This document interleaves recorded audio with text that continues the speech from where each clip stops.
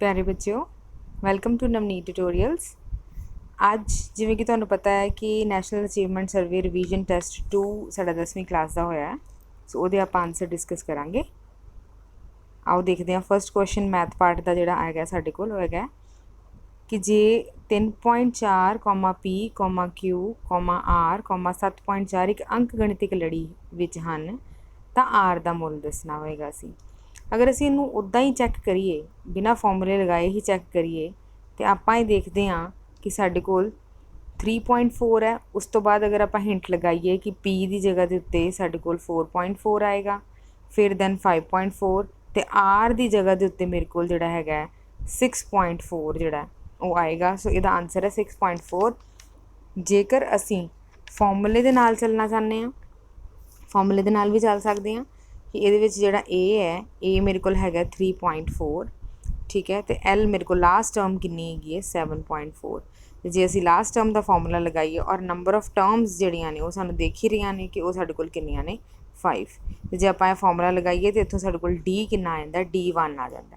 ਜਦੋਂ D1 ਆਏਗਾ ਇਹਦਾ ਮਤਲਬ 1 ਅਸੀਂ ਐਡ ਕਰਨੇ ਆ, P 4.4 ਹੋ ਜਾਏਗਾ, Q 5.4 ਹੋ ਜਾਏਗਾ ਅਤੇ R ਕਿੰਨਾ ਹੋ ਜਾਏਗਾ ਸਾਡਾ 6.4। ਸੋ ਜਿਹੜਾ ਕਿ ਸਾਡਾ ਰਾਈਟ ਆਨਸਰ। ਕੁਐਸਚਨ ਨੰਬਰ 2 कि in triangles ABC and DEF angle B angle E दे इक्वल है, एंगल F एंगल C दे इक्वल है एंड AB इज़ 3DE। हुण की है कि सानू ये पता लग रहा है कि दो ट्राइंगल्स बनिया ने, दो ट्राइंगल्स ने ABC, ठीक है, A B ते C, तो दूसरी ट्राइंगल के अकॉर्डिंग एंगल देख लैंने कि जिहड़ा एंगल B है वो एंगल E दे इक्वल है, इसदा मतलब इत्थे E होएगा। फिर एंगल F जिहड़ा वो एंगल C दे इक्वल है, इत्थे F होएगा, ठीक है, इत्थे F होएगा और नैचुरली जिहड़ा D है वो ऊपर होएगा, ठीक है। हुण देखो नाल उन्हें एंगल्स नो डाउट सेम आ गए ने, बट AB किहदे इक्वल है 3DE दे इक्वल है। ਇਹਦਾ ਮਤਲਬ ਜਿਹੜੀ AB ਸਾਡੇ ਕੋਲ ਆਹ ਵਾਲੀ ਜਿਹੜੀ ਟਰਾਇੰਗਲ ਮੈਂ ਬਣਾਈ ਹੈ ਉਹ 3 ਗੁਣਾ ਹੈਗੀ ਹੈ ਇਹਦੀ ਸਾਈਡ ਤੋਂ, DE ਦੀ ਸਾਈਡ ਤੋਂ 3 ਗੁਣਾ ਹੈਗੀ ਹੈ, ठीक है जी। ਇਹਦਾ मतलब ਸਾਡੇ ਕੋਲ ट्राइंगल ਦੀ शेप ਕਿੱਦਾਂ ਬਣ ਗਈ ਕਿ ਇੱਕ ट्राइंगल ਵੱਡੀ ਆਏਗੀ ਔਰ ਇੱਕ ट्राइंगल ਜਿਹੜੀ ਹੈ ਉਹ ਛੋਟੀ ਆਏਗੀ। ਹੁਣ ਇਹਦਾ मतलब ਇਹ ਸਮਰੂਪ ਤੇ ਹੈਗੀਆਂ ਨੇ, ਠੀਕ ਹੈ, ਇਹ ਸਮਰੂਪ ਹੈਗੀਆਂ ਨੇ ਬਟ ਇਹ ਕੌਨਗਰੈਂਟ ਨਹੀਂ ਹੈਗੀਆਂ, ਠੀਕ ਹੈ। ਸੋ ਆਨਸਰ ਕੀ ਹੋਏਗਾ ਇਹਦਾ? ਆਨਸਰ ਇਹਦਾ ਹੋਏਗਾ ਕਿ ਇਹ ਸਿਮਿਲਰ ਹੈਗੀਆਂ ਨੇ but not congruent, option number 2। Question number 3 ਹੈ ਕੁਆਡਰੇਟਿਕ ਇਕੁਏਸ਼ਨ ਦੇ ਕੀ ਰੂਟ ਹੋਣਗੇ। ਵੈਰੀ ਸਿੰਪਲ ਕੁਐਸਚਨ, ਠੀਕ ਹੈ। ਆਪਾਂ ਆਪਣੀ ਕੱਲ੍ਹ ਦੀ ਰਿਵੀਜ਼ਨ ਕਲਾਸ 'ਚ ਵੀ ਪ੍ਰੈਕਟਿਸ ਕੀਤੇ ਸੀ ਇਹ ਵਾਲੇ ਕੁਐਸਚਨ। ਇਹਦੇ ਵਿੱਚ ਕੀ ਕਰਨਾ ਪਏਗਾ ਸਾਨੂੰ? B² - 4AC ਕੱਢਣਾ ਪਏਗਾ ਸਾਨੂੰ। B ਦੀ ਜਗ੍ਹਾ 'ਤੇ ਕੀ ਹੈ? -√5 ਦਾ ਹੋਲ ਸਕੁਆਇਰ -4 × 2 × 1। ਇਹ ਤਾਂ ਆਲਰੇਡੀ ਜਿਹੜਾ ਸਾਡੇ ਕੋਲ ਹੈ ਉਹ ਨੈਗੇਟਿਵ 'ਚ ਆ ਰਿਹਾ, ਸੋ ਆ ਰਿਹਾ ਸਾਨੂੰ 5 - 8 ਆ ਰਿਹਾ ਜਿਹੜਾ ਕਿ -3 ਹੈ ਅਤੇ -3 <0 ਹੈ। -3 <0 है, ਇਹਦਾ मतलब ਇਹਦੇ ਕੋਈ ਵੀ ਰੀਅਲ रूट्स ਜਿਹੜੇ ਨੇ ਉਹ ਆਣੇ ਹੀ ਨਹੀਂ ਹੈ, नो ਰੀਅਲ रूट्स।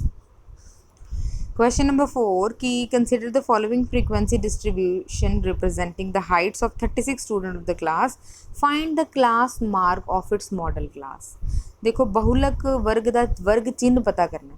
ਬਹੁਲਕ ਵਰਗ ਕੀ ਹੈ? ਅਸੀਂ if you could see here ਕਿ ਸਾਡੇ ਕੋਲ ਸਭ ਤੋਂ ਜ਼ਿਆਦਾ ਮੈਕਸੀਮਮ ਜਿਹੜਾ ਸਾਡੇ ਕੋਲ ਹੈਗੀ ਹੈ ਉਹ 10 ਹੈ, ਵਿਦਿਆਰਥੀਆਂ ਦੀ ਸੰਖਿਆ ਜਿਹੜੀ ਹੈ 10 ਹੈ, ਔਰ ਉਹ ਕਿਹੜੀ ਕਲਾਸ ਵਿੱਚ ਫੋਲੋ ਕਰ ਰਹੀ ਹੈ? ਉਹ ਸਾਡੇ ਕੋਲ 160 to 165 ਵਾਲੀ ਕਲਾਸ 'ਚ ਫੋਲੋ ਕਰ ਰਹੀ ਹੈ। ਤੁਸੀਂ ਕੀ ਕਰੋ? ਸਮ ਕਰ ਦਿਓ ਇਹਨਾਂ ਦਾ, 160 + 165 ਐਂਡ ਡਿਵਾਈਡਡ ਬਾਈ 2 ਕਰ ਦਿਓ, ਔਰ ਜੋ ਵੀ ਕਰੋਗੇ ਤਾਂ ਆਨਸਰ ਆਏਗਾ 162.5 ਜਿਹੜੀ ਕਿ ਸਾਡੀ ਮॉडल ਕਲਾਸ, ਠੀਕ ਹੈ ਜੀ। ਸੋ answer is 162.5।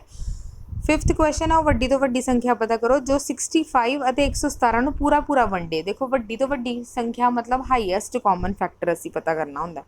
Highest common factor ਆਪਾਂ ਲੈ ਲੈਂਦੇ ਹਾਂ, ਸਾਨੂੰ ਬਹੁਤ ਵਧੀਆ ਤਰੀਕੇ ਨਾਲ ਆਉਂਦਾ। 117 ਨੂੰ ਅੰਦਰ ਰੱਖਣਾ ਹੈ, 65 ਨਾਲ ਡਿਵਾਈਡ ਕਰਨਾ। ਪਹਿਲਾਂ ਜਾਏਗਾ 1 'ਤੇ, ਠੀਕ ਹੈ, 1 'ਤੇ ਚਲ ਗਿਆ ਅਤੇ ਆ ਗਿਆ 65, ਸਾਡੇ ਕੋਲ ਇੱਥੇ ਆ ਗਿਆ 52।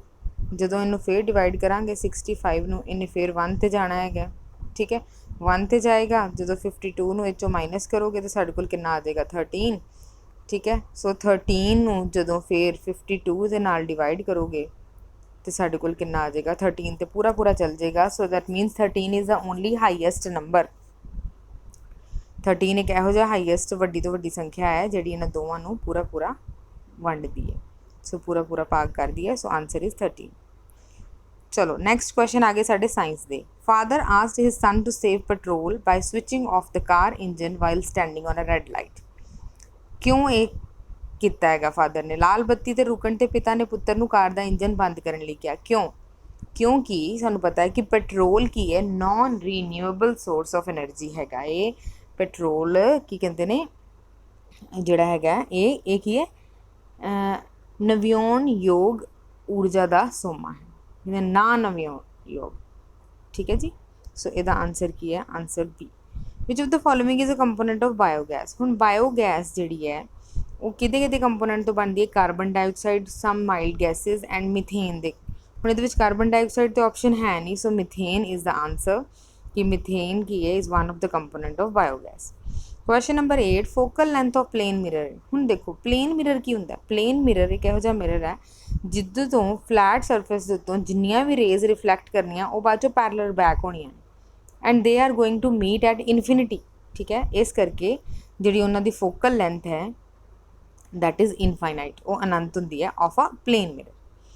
Next, the image shows the path of incident ray to concave mirror. ਦੇਖੋ ਇੱਕ object ਹੈ, ਉਹਦੇ ਅੱਗੇ concave mirror ਪਿਆ ਹੈ। where would the reflected ray meet for the image formation to take place? ਹੁਣ ਪ੍ਰਤੀਬਿੰਬ ਕਿੱਥੇ ਬਣੇਗਾ? ਪ੍ਰਤੀਬਿੰਬ ਕਿੱਥੇ ਬਣੇਗਾ? ਜਿਹੜਾ ਫੋਕਸ ਹੈਗਾ C ਤੇ F ਦੇ ਵਿਚਕਾਰ ਸਾਡੇ ਕੋਲ ਇੱਥੇ ਪ੍ਰਤੀਬਿੰਬ ਬਣੇਗਾ। ਸੋ ਆਨਸਰ ਕੀ ਹੈ? C ਅਤੇ F ਦੇ ਵਿਚਕਾਰ, between C and F.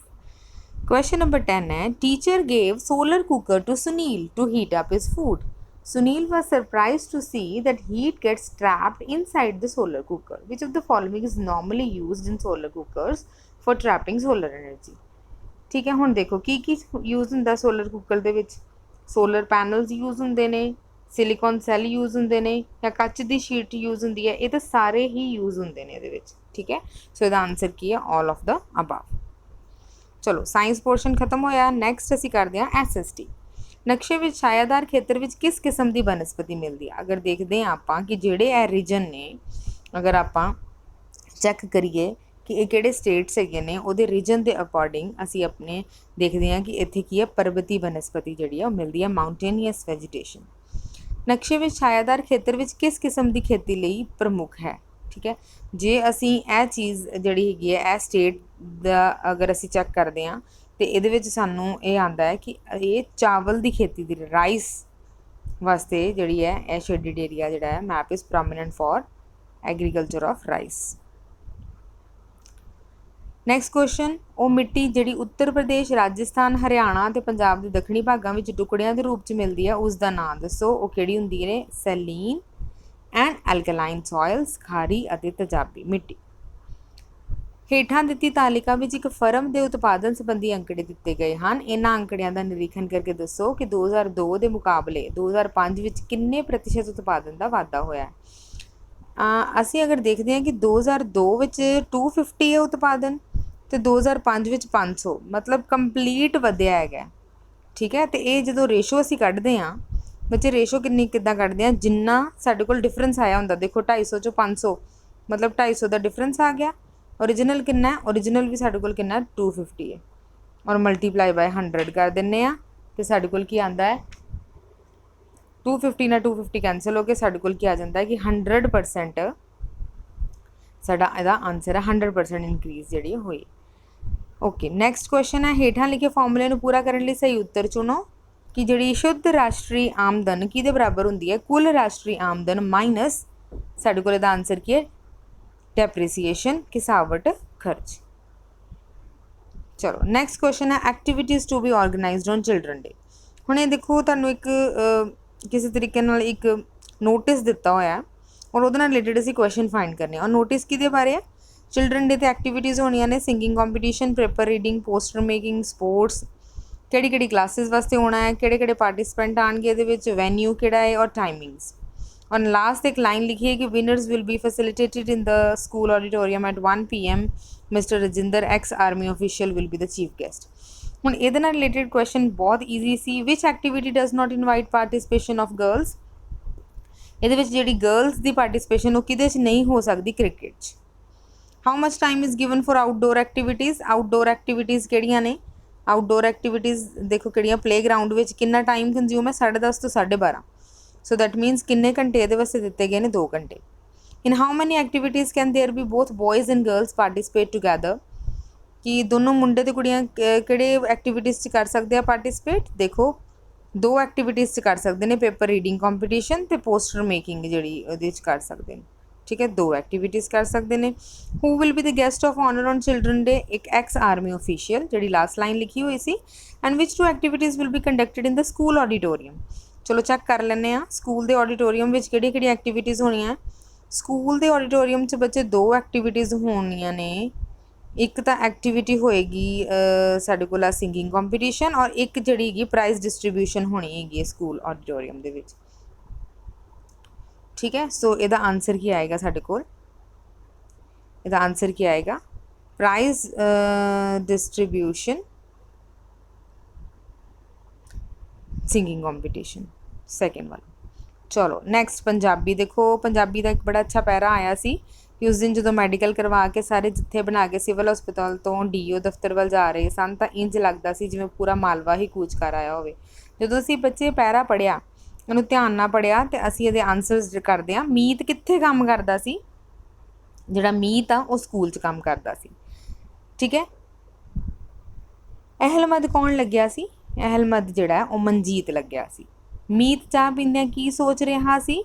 ਮੀਤ ਚਾਹ ਪੀਂਦਿਆਂ ਬੀਐਡ ਦੇ ਦਿਨਾਂ ਬਾਰੇ ਸੋਚ ਰਿਹਾ ਸੀ। ਮਨਜੀਤ ਨੂੰ ਕੰਮ ਤੋਂ ਬਾਅਦ ਕਿਉਂ ਰੁਕਣਾ ਪੈਂਦਾ ਸੀ? ਕੰਮ ਦੇ ਬੋਝ ਕਰਕੇ ਉਹਨੂੰ ਰੁਕਣਾ ਪੈਂਦਾ ਸੀ। ਔਰ ਦਰਬਾਰ ਸਾਹਿਬ ਕਿਹੜਾ ਨਾਮ ਹੈ? ਇੱਕ ਖਾਸ ਨਾਮ। ਈਜ਼ੀ ਸੀ ਨਾ ਕੁਐਸਚਨ ਪੰਜਾਬੀ ਦੇ। ਹੁਣ ਅੱਗੇ ਇੱਕ गद्यांश ਦਿੱਤਾ ਹੋਇਆ ਸੀ ਤੁਹਾਨੂੰ ਹਿੰਦੀ ਦਾ कि धरती का स्वर्ग श्रीनगर का अस्तित्व डल झील मर रही है। ये झील इंसानों के साथ साथ जलचर और परिंदों का घरौंदा हुआ करती थी। झील से हज़ारों हाथों को काम और लाखों को रोटी मिलती थी। ऐदा पैरा पढ़िया तुसी श्रीनगर ते, श्रीनगर की डल झील ते, और ये ਜਿਹੜੇ क्वेश्चंस करने। ਇਹਦੇ क्वेश्चन की है? डल झील स्थानीय लोगों के लिए जीवन रेखा किस प्रकार है क्योंकि ये बहुत से लोगों को रोजगार देती। ग ਦਾ आंसर सी। कौन से वर्ष में डल झील का क्षेत्रफल सबसे अधिक था? सन 1200। अगर तुसी पैरा पढ़ोगे तो बड़ा क्लियर किया होया। धरती का स्वर्ग श्रीनगर का अस्तित्व डल झील मर रही है, इस तथ्य से आप क्या समझते हैं कि उसमें प्रदूषण कम हो रहा है, ऑक्सीजन कम हो रही है, क्षेत्रफल कम हो रहा है, या जलचर परिंदे बढ़ रहे हैं, उसका जो क्षेत्रफल है वो कम हो रहा है, मतलब एरिया उदा घट रहा है। ग्लोबल वार्मिंग का क्या अर्थ है? ग्लोबल वार्मिंग का अर्थ है कार्बन डाइऑक्साइड का बढ़ना। यदि आप एक प्रकृति प्रेमी हैं तो डल झील जैसी प्राकृतिक संपदाओं को बचाने के लिए आप क्या करेंगे? क्या करोगे आप? आम लोगों को ऐसे स्थानों के प्रति संवेदनशील और भागीदार बनाने का प्रयास करेंगे? करेंगे बिल्कुल। प्रदूषण कम करने तथा ग्लोबल वार्मिंग को रोकने के लिए प्रयासों पर विचार करेंगे? यस, ये भी गल ठीक है। सैलानियों को और अधिक जिम्मेदार बनने के लिए प्रेरित करेंगे? बिल्कुल ठीक है। सो उपयुक्त सभी उपायों को अपनाएंगे? ये तो सारे अपनाने हैं। ठीक है, सो अगर असी ਜਿਹੜੇ ਹੈਗੇ ਫਿਲੈਂਥਰੋਪਿਕ ਹੈਗੇ ਆ, ਪ੍ਰਕਿਰਤਿਕ ਪ੍ਰੇਮੀ ਹੈਗੇ ਆ, ਤੇ ਅਸੀਂ ਕੀ ਕਰਾਂਗੇ? ਸਾਰੇ ਉਪਾਏ ਜਿਹੜੇ ਦੇ ਕਰਾਂਗੇ। ਠੀਕ ਹੈ ਬੱਚਿਓ, ਆਪਾਂ 30 ਕੁਐਸਚਨਸ ਕਰ ਲਏ। ਹੁਣ ਤੁਸੀਂ ਮੈਨੂੰ ਕਮੈਂਟ ਸੈਕਸ਼ਨ ਵਿੱਚ ਦੱਸਣਾ ਕਿ ਤੁਹਾਡੇ ਕਿੰਨੇ ਮਾਰਕਸ ਬਣੇ। ਠੀਕ ਹੈ ਜੀ, ਬਾਏ।